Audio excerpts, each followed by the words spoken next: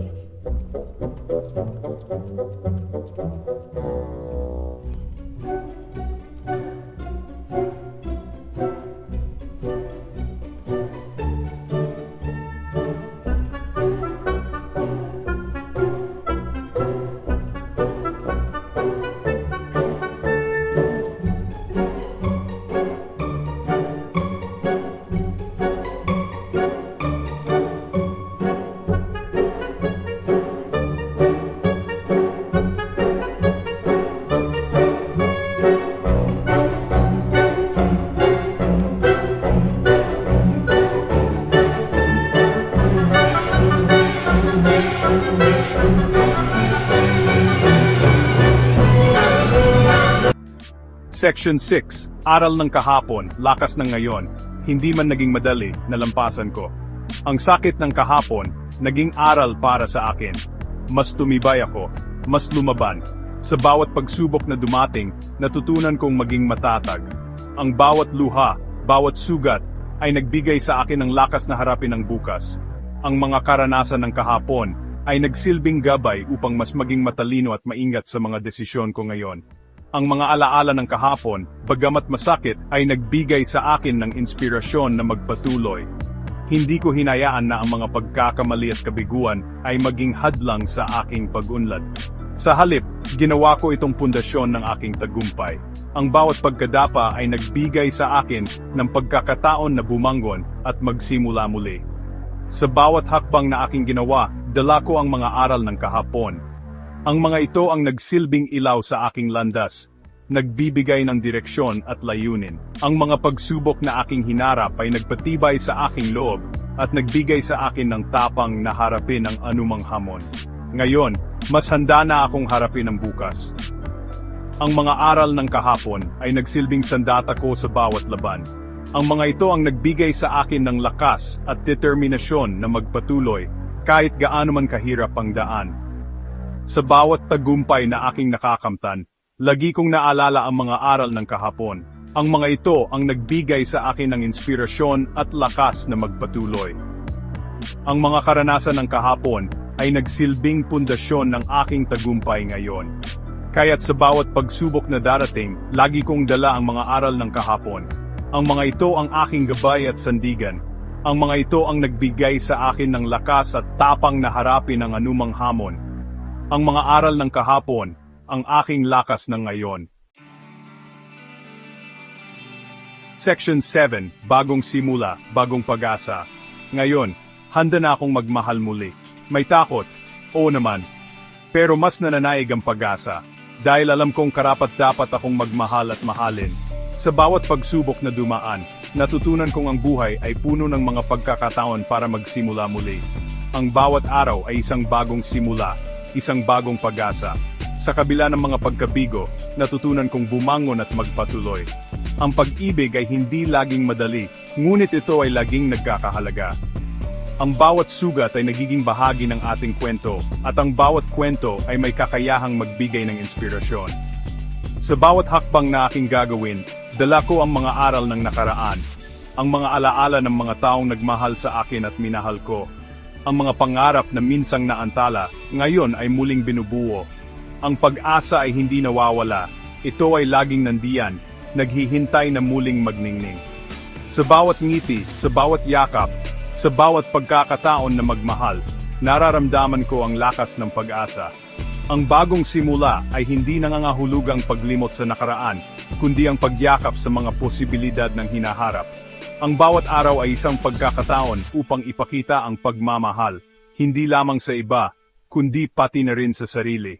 Ang pag-ibig ay isang paglalakbay, puno ng mga hamon at tagumpay. At sa paglalakbay na ito, natutunan kong ang pinakamahalagang bagay ay ang patuloy na magmahal, kahit gaano man kahirap. Dahil sa dulo ng lahat, ang pag-ibig ang nagbibigay kahulugan sa ating buhay. Bagong simula, bagong pag-asa. Handa na akong harapin ang bukas, puno ng pag-asa at pagmamahal. Section 8, Pasasalamat at Pagpapatawad. Sa lahat ng pinagdaanan ko, nagpapasalamat ako. Sa sakit, sa luha, sa mga aral, at higit sa lahat, sa bagong pagkakataong magmahal muli.